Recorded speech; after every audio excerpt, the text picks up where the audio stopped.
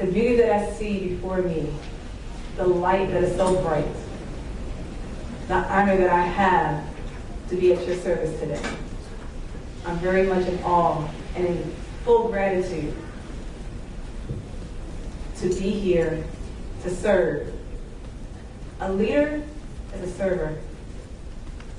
It's not so much of a leader having all the answers, but knowing what questions to ask. And the fact that I'm able humbly to be before you today and to share the secrets to living life on your own terms.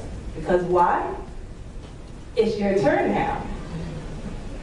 What I want to do real quick, if you can oblige me, if we can just stand up, please. Thanks. At this organization called New Peaks, what we usually do is welcome the universe, to be open to the universe and to receive what is our turn, what is prepared and purposed for us to have. So if you can open your arms like this and just look to the universe and say, universe, I'm ready to receive what you have for me now. Universe, I'm ready to receive what you have for me now. Universe, I'm ready to receive what you have for me now. Universe, I'm ready to receive what you have for me now. And three's a charm. Universe, I'm ready to receive what you have for me now. Universe, I'm ready to receive what you have for me now. All right, ladies, thank you so much. You can have a seat. And I'm very interactive, so what I want to do is actually say, turn to your neighbor, give him a high five, and say, it's my turn now. It's my turn now. It's my turn now. It's my turn now. Thank you so much. My turn now. September 25th, 2014. USA, Maryland. In a room, everything's quiet. Not one soul is there. I'm in this room on my couch, sitting quietly. Tears started to stream down my face. And I was just thinking, looking at my life flashing before my eyes, trying to contemplate, what do I have to show for anything? Yeah, granted, have my own successful business, making six figures, helping clients to reset their lives. With my business, it was called Reset LLC, Restoring Every Soul Each Time. My business was to restore lives as a counselor. Yeah, I had offices in different states on the East Coast, from New York to Virginia, impacting lives with clients or counselors that I wasn't able to impact those lives. I was able to set up mentorship programs, able to establish offices and hire the right counselors to take care of the clients that I couldn't reach. Sure. Also, ended up finishing out my doctorates. So PhD grad, just successful in my own right. Had my own home, had cars. I was living a life. But yet, I was still contemplating, what do I have to show for it? What is the point of my life? But yet, I was a doctor.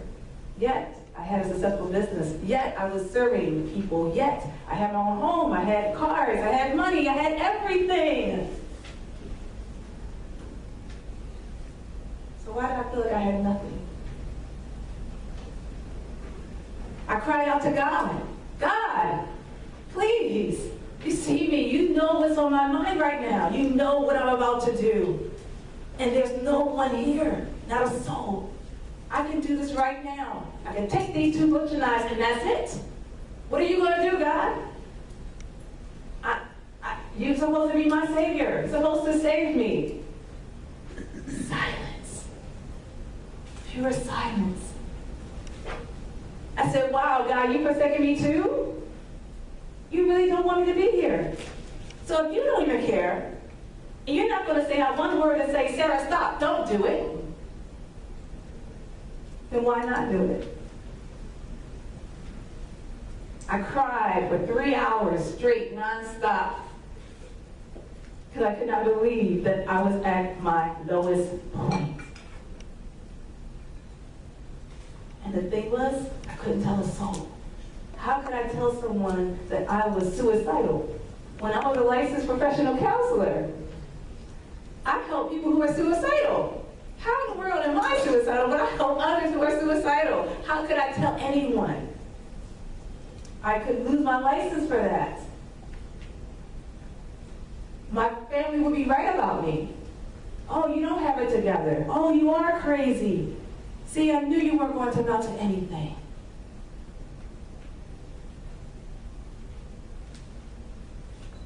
Thank God I had enough strength, enough resilience to think and to say to myself, if I were to take myself out, who am I really impacting? Who's going to really suffer? Yes, I wouldn't suffer anymore, but who would suffer? Really? I must really have it going on for the devil want to take me out of here. That's what I had to think about. I said, you know what? There must be more to life than this. I must have a purpose. I must have a purpose. I have to be here. I don't know why, but I know I have to be here. Something must be within me that's greater and beyond me. Something bigger, something beautiful, and something beyond myself.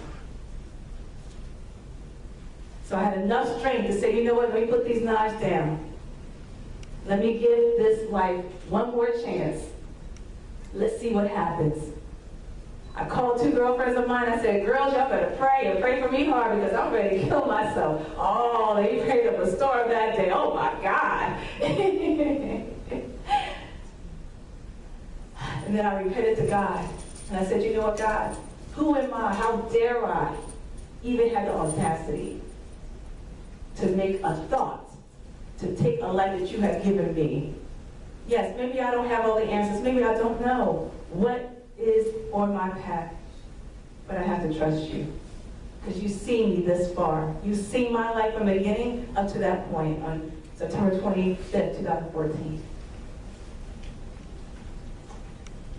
And then, after that, life happened. I'm in India. I'm in India. This is my very first time being here amongst such beautiful, beautiful, beautiful people. And not just talking about you on the outside, but my God, the beauty within. I got to meet so many different people to share my message of hope, of courage, of strength, to know that you're not alone, to know that you are here on purpose. You may not be sure of who you are and what you have in store, but best believe, as a living testimony, that you are here on purpose. With that said, there's 2 messages that I want to give you and share with you. And then from there, my beautiful co-panelists will share their message of hope, of strength, of tenacity, of courage. You see, my dear sisters, what happened on September 25th, 2014 may have seemed very bleak, but look what was birthed. What does it say, ladies?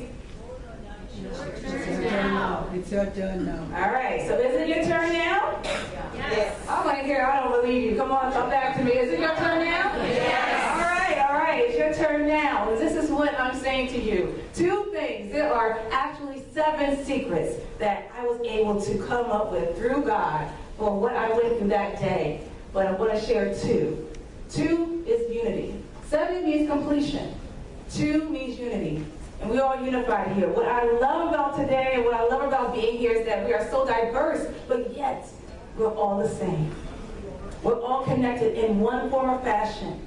We all share a voice as women, powerful, courageous, tenacious, strong, resilient, wise, beautiful, We have done everything that we know to do. We have been proclaimed as caretakers. We've been proclaimed as caregivers. We know how to take care of everything and everyone. But why is it at our expense? It's as if it's at our expense that we have to do anything and everything for the sake of everyone else. And to think that we have to wait until retirement age to now make it our turn. No. It's our turn right now. Right now. And this is how.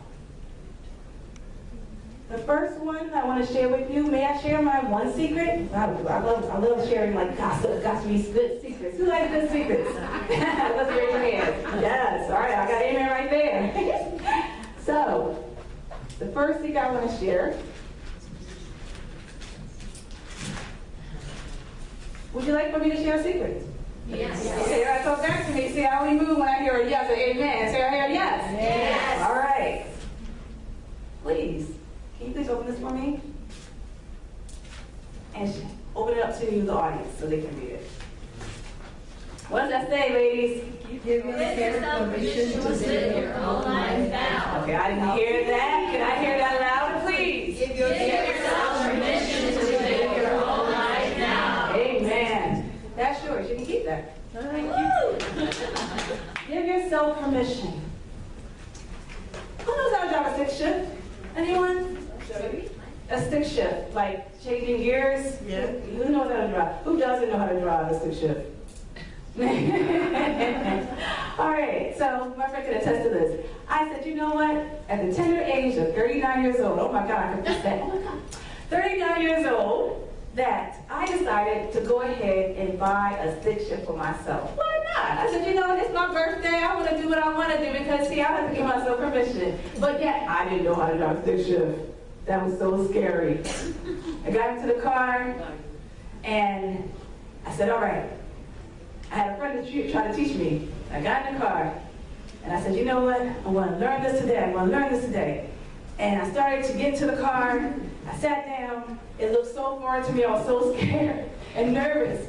But I said, you know what? I'm going to learn this. Today is my birthday. I'm going to do what I want to do. I'm going to give myself permission. Got into the car, got into there, and I now there's 3 pedals now. I'm used to 2, but there's 3 pedals. I said, all right, so, and you can't wear high heels. I don't know if y'all know that. Y'all cannot wear high heels. Let me tell you, I'm saving your lives right now. Don't wear high heels and try to learn how to drive a stick shift. So I just learned on with bare feet or with speakers. But I got into the car and tried to do the, tried to change gears. Because, on TV, they make it look so fabulous, so perfect. Like, okay, you just, going fast, you just like whipping it and everything. Oh my God, when I tried to change it, I said, oh my God, I stalled it, I burned it a couple of times, it would not go for me. I was embarrassed, I was upset, I was crying. I said, all right, this is not my birthday anymore. I'm not happy, never mind, I'm not gonna give myself permission. Let me sell this car, I don't want it. And I said, you know what, Sarah, that's not you. Go ahead and learn again. But I had to think about it. What was my mindset? It was my mindset. I kept saying, I can't do this, I can't do this, I can't do this. I didn't say it out loud, but I was surely saying it within. I can't do this. But I said, no, I have to give myself permission. I gotta give myself permission to learn this. Because see, I deserved it. I kept saying I didn't deserve it. I didn't feel like I was entitled to have it. Because hey, this money that I'm spending on this car, on me, of all people, it's supposed to give to my mom, it's supposed to give to my friends, it's supposed to give to my family, it's supposed to give to everybody. Who am I to give myself permission to live life on my own terms? That's not what we do as women. We think about everybody else, our husbands, our kids, our friends, our neighbors' friends, our neighbors' kids, everybody. We're supposed to be last, right? Yeah. Okay, let's do this again. Okay, we're supposed to forget about ourselves. We're supposed to make ourselves last, right? No. Heck no. We're not supposed to make ourselves last. Make yourself first. On the airplane, which I think was so selfish, was, okay, you're supposed to put your mask on first, and then, I used to think like, you're supposed to put your mask on first and forget everybody else. That's how I used to interpret it. That's not what they said. But although on Southwest Airlines, they would say, hey, pick your favorite kid, after you. Pick your favorite kid, which one you want to give the mask after you. But I said, you know what? I understand the concept. I have to be whole. I have to make sure that I'm attended to so that I can attend to everybody else. But see, this is what I want to change up in that mindset. Attend to you first, not solely so that you can take care of everybody else, but just take care of you first, period. It's okay to do that. It's okay to give yourself permission to live. It's okay to give yourself permission to do what you want to do, to live life on your own terms. You deserve it. For all that you have done, for all that who you are.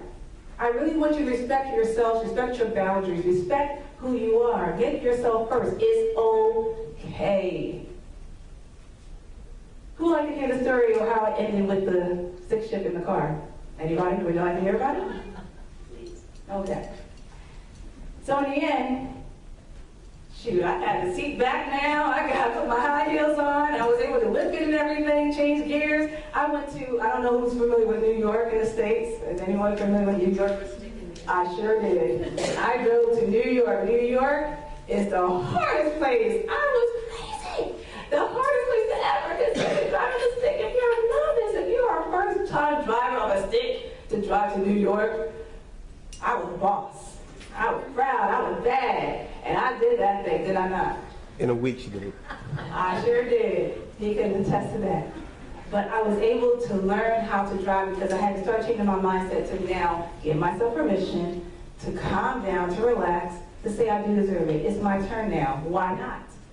And the more that I calmed down and relaxed, the easier it was for me to drive that stick shift. And now I look beautiful. I have the top down and everything. Just go ahead and flaunt it because it's my turn. Give yourself permission, ladies. Give yourself permission to live life on your own terms. It's okay. One more point I want to make.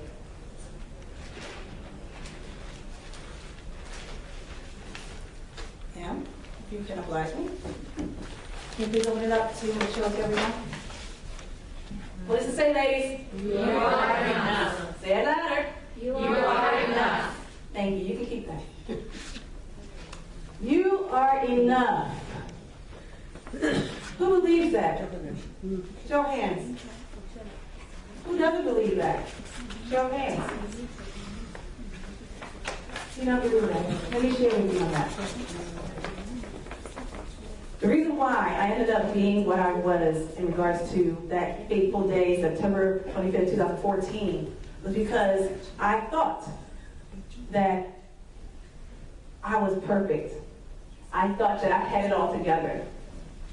I had no choice because everybody was depending on me now. I have to be perfect. I have to do everything right.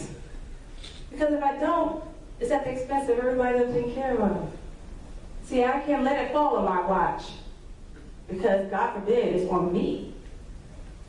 So I was always a straight A student for the most part, always done well, went ahead and got my bachelor's, went ahead and got my master's. It's very important in my culture as African American, especially in my household, to be the first and to excel and to be the girl. The girl's supposed to succeed. The girl's supposed to do the things. They're supposed to, represent the family name. She's not supposed to have a kid out of wedlock. She's not supposed to shame us. So I did that. I did not shame my family, but it was at my expense. I never got married, never had any children. I'm 39 years old. It can be very concerning for me, wondering how many eggs I have left. I think I have one good egg left. I'm holding on to it. So I got to make do. Anyway, that's another story, another conversation. With that said, I thought that I had it all to the point that I thought that may be enough. But for the life of me, what confused me so much is that my family always found something wrong to say about me. They always had something to say critical about me. God forbid if I had an A-, goodness, that's not good enough. God forbid if I were to be like my cousins who all had kids out of wedlock, who all had their men staying with them and they were taking care of them. God forbid if you do that, Sarah, because that's not right. You're not good enough. Okay, so is that what good enough means? So what's the point of trying to do it all? What's the point of trying to even live right if you already expect me to fail? But then it hit me again. Despite of how my family or people or men have made me feel, and this is not a male bashing session whatsoever, I had to recognize that although I may have felt defective or I felt like I wasn't good enough, I had to love me and to accept me and to embrace me, good, bad, and indifferent. I had to reframe my mindset. I had to look at things differently to get a different result. I had to do things differently to get a different result. Because see, if we do things the same and expect a different result, have y'all heard this before? What is it called? Insanity. Thank you. And I don't deal with insane people. Anybody insane here today? Who's going to admit that? Who's going to confess? And being enough just simply means loving, accepting, embracing, appreciating who you are. The fact remains though, do you know who you are? See, I'm here to tell you, y'all some bad. I don't use those words, but if I could, y'all could fill in the blanks. Y'all bad in your own right. You have enough to do what you need to do, but you also have enough to be, to live, to do you. And be okay. To give yourself permission. To be who you are. I leave with this, and then please, I'll let my panelists join in. You got the fork in the road. Everybody told you to go left because that was the right thing to do, or because this is what was modeled to you, or this is what was patterned after, because you got to keep the family name up, you got to keep an image up, you have to keep the mask on. I'm daring you to take the mask off. Don't suffer in silence any further. For what? Why not be true to who you are? Everybody tell you to go left. I dare you to go right. And it's okay. Give yourself permission to be okay to go right. Because if your heart, if this unction in you and your spirit is saying, you know what, there's something about that right turn that I need to make. You need to listen. You need to respect your boundaries. You need to respect yourself. That unction in your spirit to dare to take your turn. Now.